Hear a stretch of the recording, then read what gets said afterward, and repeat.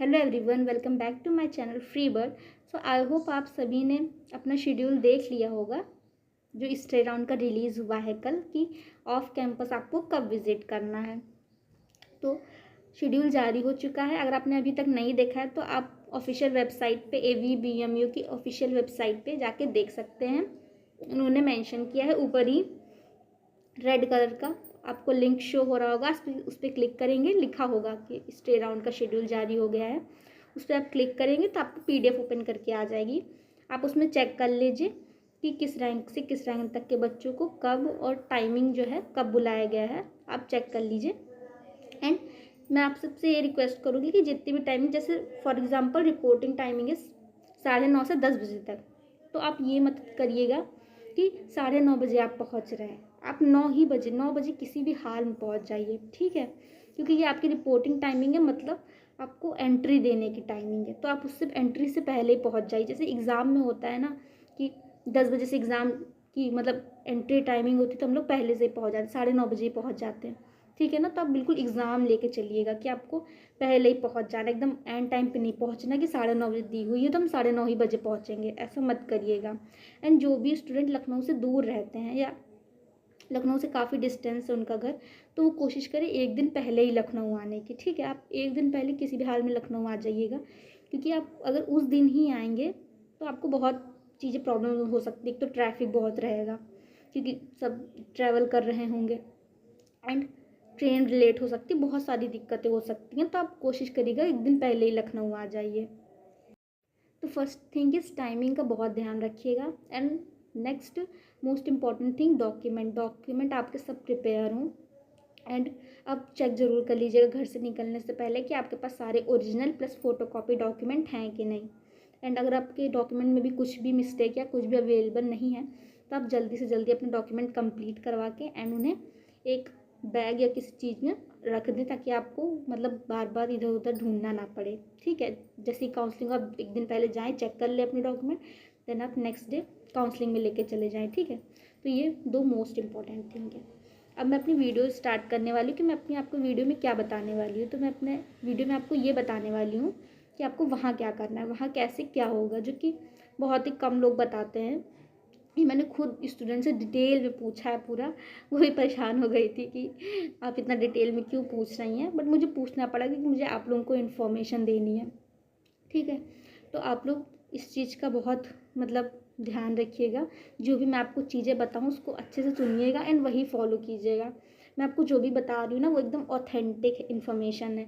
आप लोग कोई भी डाउट बिल्कुल मत करिएगा कि मैं कुछ झूठ बोल रही हूँ, ऐसा कुछ नहीं, बिल्कुल ऑथेंटिक इन्फॉर्मेशन है। ये मैंने खुद जो स्टूडेंट ने वहाँ गए हैं उन्होंने प्रॉब्लम फेस की है, वही मैं आपसे शेयर कर रही हूँ ताकि वो प्रॉब्लम आपको ना फेस करनी पड़े, ठीक है। चलिए वीडियो स्टार्ट करते हैं। तो फर्स्टली मैं बात करूँ कि आपको पहुँचना कैसे है यूनिवर्सिटी।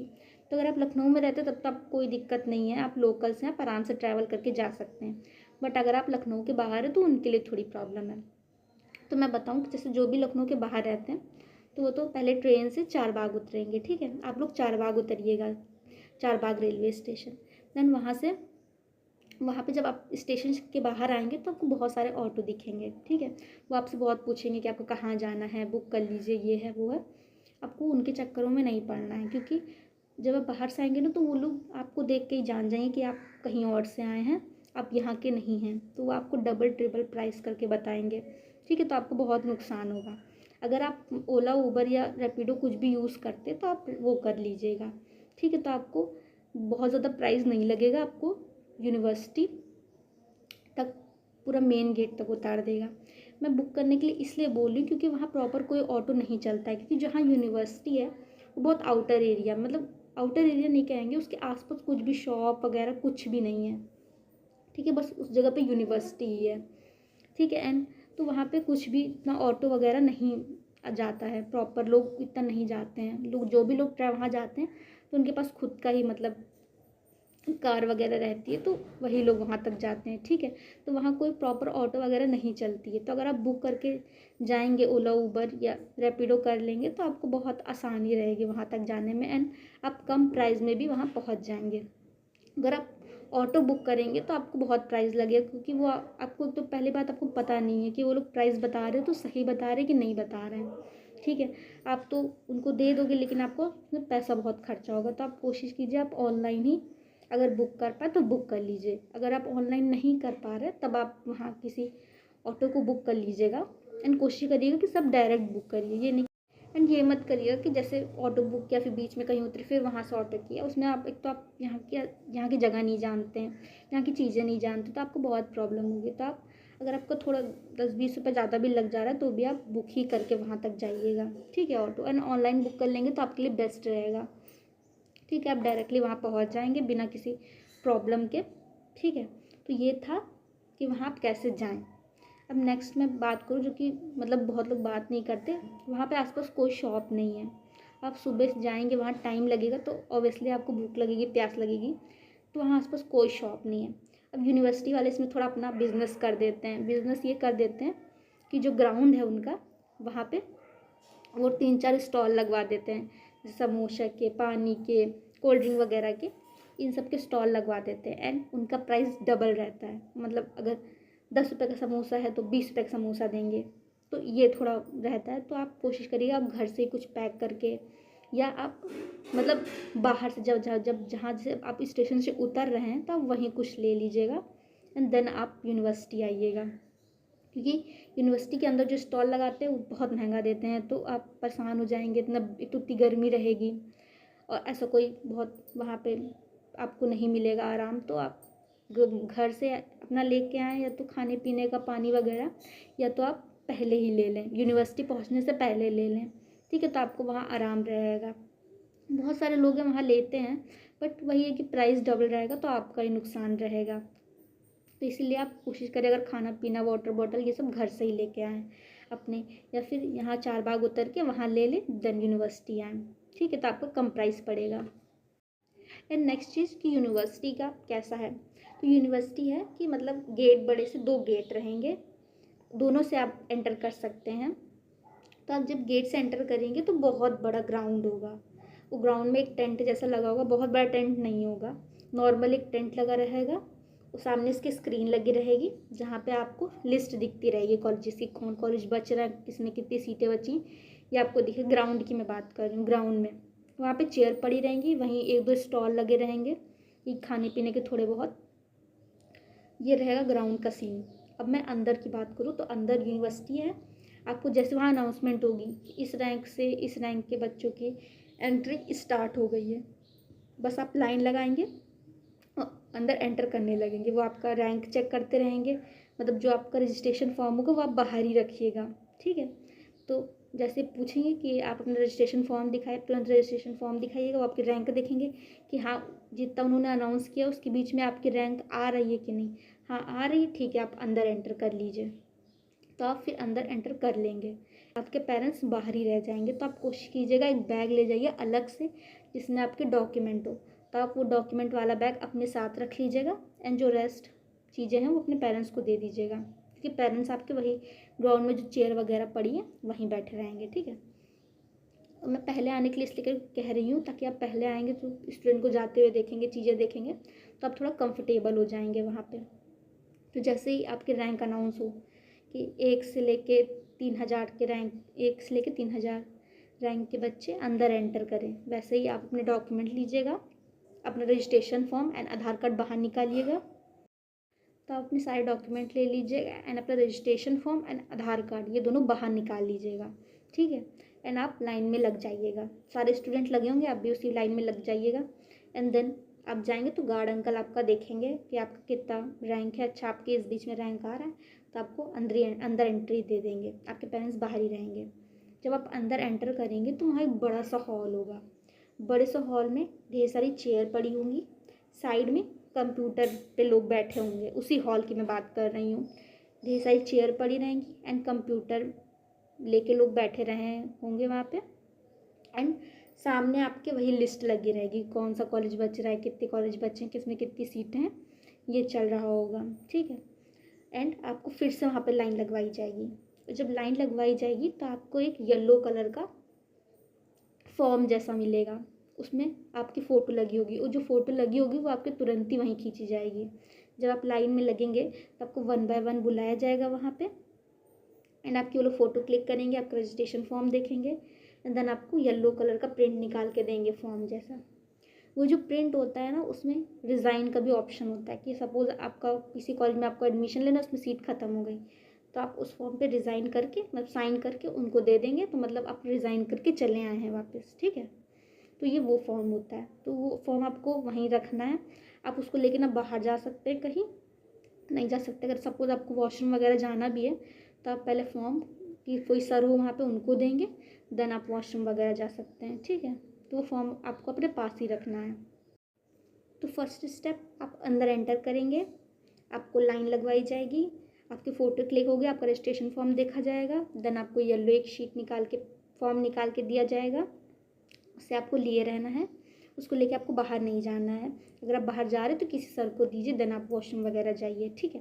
देन वापस आके वो वापस फॉर्म ले लीजिए, देन वो फॉर्म आप ले लेंगे, एंड वहाँ पे लिस्ट लगेगी, उस पर आप ध्यान रखिएगा कि कौन सा कॉलेज बच रहा है कौन सा नहीं, ठीक है। देन ही आप आगे प्रोसीड कीजिएगा। सपोज आप येलो फॉर्म लेके बैठे हुए हैं एंड सामने लिस्ट चल रही है, एंड जो आपको कॉलेज चाहिए वो हट गया, उसको किसी और ने ले लिया, उस पर सीट अब नहीं है, तो आप येलो फॉर्म में वो सर बताएंगे कि आपको कहाँ साइन करना है, आप वहाँ पे साइन कर दीजिएगा एंड उनको दे दीजिएगा। कहिएगा सर हमको कॉलेज नहीं चाहिए, जो उनको चाहिए था वो नहीं है, तो बस आप वहाँ पे साइन करके उनको दे दीजिएगा एंड बाहर चले आइएगा, ठीक है। ना ही आपको फ़ीस सबमिट करनी है, ना ही आपको अपना डॉक्यूमेंट चेक करवाना है, कुछ नहीं। अगर आप देख रहे हैं और अब वो कॉलेज नहीं बचा है तो आप तुरंत ही वही येलो शीट पे सर बताएंगे वहाँ पे कि आपको कहाँ साइन करना है, साइन करके आप उनको दे देंगे, तो मतलब आपने रिज़ाइन कर दिया है, आपको अब आगे काउंसलिंग में पार्टिसिपेट नहीं करना है, ठीक है। एंड अब नेक्स्ट स्टेप की बात करें, ये मैंने एक प्रोसेस की बात कर दी है जो हॉल में होता है, ठीक है। अब नेक्स्ट रूम में क्या होता है ये मैं बात कर रही हूँ। तो जो भी स्टूडेंट वहाँ बैठे होते हैं एंड उन अभी कॉलेज वो देख रहे हैं एंड उनको जो कॉलेज चाहिए वो है, तो फिर वो आगे बढ़ते हैं डॉक्यूमेंट वेरिफिकेशन के लिए। तो डॉक्यूमेंट वेरिफिकेशन में सबसे पहले आपका कैटेगरी सर्टिफिकेट चेक होता है। Category certificate and medical certificate, ये दोनों चेक होते हैं। अगर आप मेडिकल सर्टिफिकेट नहीं लाए तो बहुत मतलब प्रॉब्लम हो जाती है वहाँ पे। तो category certificate and medical certificate आपका वहाँ चेक होता है। तो फिर आप लाइन लगेंगे, अपना डॉक्यूमेंट वेरिफिकेशन करवाएंगे, वो आपका कैटेगरी सर्टिफिकेट चेक करेंगे। जब वो चेक कर लेंगे तो फिर आपको दूसरे हॉल में ले जाया जाएगा, वहाँ आप बैठेंगे, वहाँ कोई सीट वीट नहीं चलेगी, आपके पास आपका फ़ोन रहेगा, आप उसमें चेक कर सकते हैं कितनी सीट बच रही है कितनी सीट नहीं। तो सेकंड हॉल में जब आपको ले जाया जाएगा डॉक्यूमेंट चेक होने के बाद, तो वहाँ पे आपसे फ़ीस जमा करवाई जाएगी, आपको बुलाया जाएगा, पूछा जाएगा कि आप फ़ीस कैसे पेमेंट करेंगे। तो अगर आपने कहा मैं कैश करूँगी, मैं ATM से करूँगी या अदर मेथड से, तो आप उन्हें बताइए, वो आपसे फ़ीस पेमेंट करवाएंगे। देन फिर आपको लाइन लगानी है, वहाँ पे स्टूडेंट बैठे होंगे, वहाँ लाइन लगानी रहेगी आपको, मतलब ऑलरेडी पहले से वहाँ लाइन लगी होगी स्टूडेंट की, वहाँ लाइन लगानी होगी आपको। देन आप फिर जाएंगे कॉलेज सिलेक्शन के लिए, फिर वो आपसे पूछेंगे कि आपको कौन सा कॉलेज चाहिए। आपको जो कॉलेज चाहिए वो आप तुरंत बताइएगा, अगर उसमें सीट है तो। ये आप वहाँ थोड़ा भी डाउट करेंगे तो खुद ही आपको बोल देंगे अच्छा आपको ये कॉलेज दे दें, एंड आप कुछ भी नहीं बोलो तुरंत ही वो ऑफ़र लेटर निकाल के आपको दे देंगे, क्योंकि फ़ीस तो आपकी ऑलरेडी सबमिट ही हो गई है। तो आप वैसे भी कुछ नहीं कह सकते। अगर आप बाद में कहेंगे भी जाके कि मैंने तो कहा नहीं कि मुझे कॉलेज चाहिए, तो फिर वो कुछ नहीं सुनेंगे, ठीक है। तो बिल्कुल आपको जो कॉलेज चाहिए आप अपने टिप पे रखिएगा, अगर उसकी सीट बची है तो। And one most important thing, अगर आपको जो कॉलेज चाहिए वो नहीं है तो प्लीज़ रिज़ाइन करके आ जाइएगा, रिस्क मत लीजिएगा बिल्कुल, क्योंकि वहाँ क्या होता है ना, बहुत सारे स्टूडेंट होते हैं जो बात कर रहे होते हैं आपस में कि ये कॉलेज अच्छा है, ये कॉलेज ले लेना चाहिए, अगले साल ये अगले साल वो। तो आप जब सुनेंगे ना तो आप वहाँ पर प्रेशराइज होंगे, तो आप वहाँ प्रेशर फील करने लगेंगे। तो अब मैं समराइज़ करूँ मैंने क्या स्टेप बताया। आप चारबाग से यूनिवर्सिटी आ जाइएगा, कोशिश करिएगा बुकिंग से आए ताकि आपका कम पैसा पड़े, ठीक है। एंड अगर आपको वहाँ पे ऑटो कोई रिजनेबल प्राइस में नहीं मिल रहा तो आप ऑनलाइन बुक कर लीजिएगा, ये फर्स्ट स्टेप। देन अगर आप मतलब काफ़ी टाइम तक रहेंगे तो आपको कुछ भी खाने पीने का या वाटर बॉटल वगैरह लेनी है तो आप या तो रेल मतलब स्टेशन पे ही ले लीजिएगा, या तो आप जैसे लोकल हैं तो आप घर से लेके जाइएगा। वहाँ पे जो भी अगर आप वहाँ ले सकते हैं तो कुछ मैं मना नहीं कर रही हूँ, बट वहाँ का प्राइस बहुत हाई रहता है, मैंने इसीलिए आपको ये बताया। वहाँ जाएंगे, आपके पेरेंट्स ग्राउंड में बैठ जाएंगे, आपकी रैंक अनाउंस होगी, आप अपने डॉक्यूमेंट लेके लाइन में लगेंगे। वहाँ registration form and Aadhaar card आपको पहले निकाल लेना। जब लाइन में लगे रहेंगे तो वो आपका आधार कार्ड चेक करेंगे, रजिस्ट्रेशन में आपकी रैंक देखेंगे कि हाँ जो उन्होंने अनाउंस किया उसके बीच में आपकी रैंक है कि नहीं। देन आपको अंदर एंट्री दे देंगे। जब अंदर आप एंट्री लेंगे तो बड़ा सा हॉल होगा, वहाँ कंप्यूटर पे लोग बैठे होंगे। हॉल में जाके आपको फिर लाइन लगानी है। लाइन लगाएंगे, वहाँ वो आपका रजिस्ट्रेशन फॉर्म देखेंगे, आपकी फ़ोटो क्लिक करेंगे, आपको येलो फॉर्म निकाल के देंगे। ठीक है, वो आप येलो फॉर्म लेके बैठे रहेंगे। फिर वहाँ सर अनाउंस करेंगे कि जिसको भी कॉलेज नहीं लेना है या उनके पसंद का कॉलेज नहीं है तो येलो फॉर्म पे रिज़ाइन करके उनको दे सकते हैं। ठीक है, एंड अगर आपको कॉलेज लेना है तो आप वो येलो फॉर्म लेके बैठे रहिए। देन वो फॉर्म एंड आपके डॉक्यूमेंट लेके आप वहीं बैठे रहेंगे। देन वो आपको बताएंगे कि आपको अपना कैटेगरी सर्टिफिकेट चेक करवाना है। देन आप अपनी कैटेगरी सर्टिफिकेट चेक करवाएंगे, आपका category certificate medical certificate check कर लेंगे। देन आपको दूसरे हॉल में ले जाएंगे। दूसरे हॉल में बस आप बैठे रहेंगे।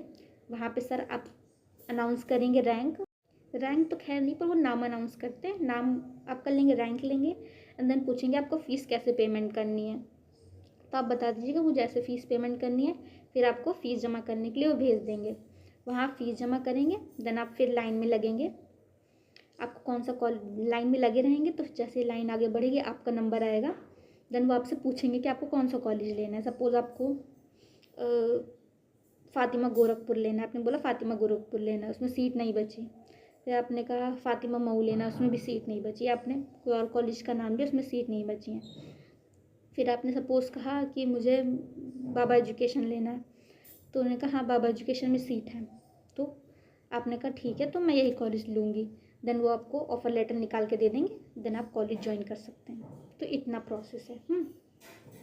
अब तो ये मैंने प्रोसेस बता दिया। अब मैं नेक्स्ट बात कर रही हूँ जिसमें स्टूडेंट को बहुत प्रॉब्लम होती है। एंड मैं जो भी बोल रही हूँ उसको फॉलो कीजिएगा, आपको बहुत बेनिफिट रहेगा एंड आपको कोई भी प्रॉब्लम वहाँ नहीं फेस करनी पड़ेगी।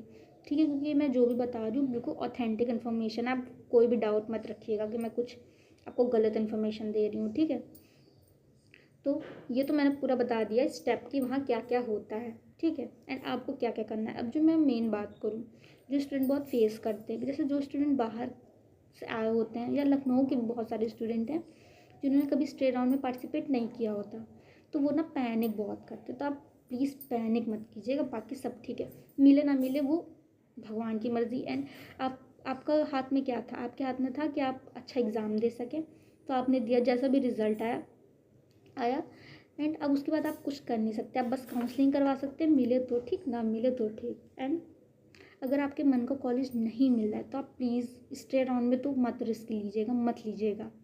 अगर आपको थोड़ा बहुत ठीक ठाक मिल रहा है एंड आपको लग रहा है कि हाँ आप वहाँ अच्छे से पढ़ाई कर सकते हैं, तभी आप कॉलेज लीजिएगा। अगर आपको गवर्नमेंट चाहिए तो आप गवर्नमेंट लीजिएगा एंड अगर आपको प्राइवेट चाहिए तो आप प्राइवेट लीजिएगा। बट आपको जो चाहिए, जो कॉलेज चाहिए, कोई स्पेसिफिक कॉलेज भी चाहिए, तो अगर उसमें सीट नहीं है तो आप रिज़ाइन कर दीजिएगा। ठीक है, वहाँ आप बिल्कुल मत सोचिएगा कि अच्छा ये कॉलेज नहीं है तो क्या मैं कोई और कॉलेज लूँ। वहाँ सोचने का टाइम नहीं रहेगा। आपको जो भी सोचना है आप घर से सोच के जाइए और वैसा ही कीजिएगा। वहाँ पे जो भी आपको डिसाइड करना है, जो भी आप करना है, पहले से ही सब सोच के जाइए एंड देन ही वहाँ पे बताइएगा। वहाँ पे कुछ मत सोचिएगा, क्योंकि क्या होता है ना, जैसे बहुत सारे स्टूडेंट होते हैं, कुछ लोग फ्रेंड्स भी होते हैं, आपस में डिस्कस करते हैं कि मैं तो ये ज़्यादा अच्छा है कॉलेज, मैं इसमें लूँगी या मैं इसमें लूँगा, अगर ये मुझे नहीं मिला तो मैं ये ले लूँगा। जब इंसान सुनता है ना, सोचता है कि क्या पता मुझे ना मिले तो मैं भी क्या ये ले लूँ।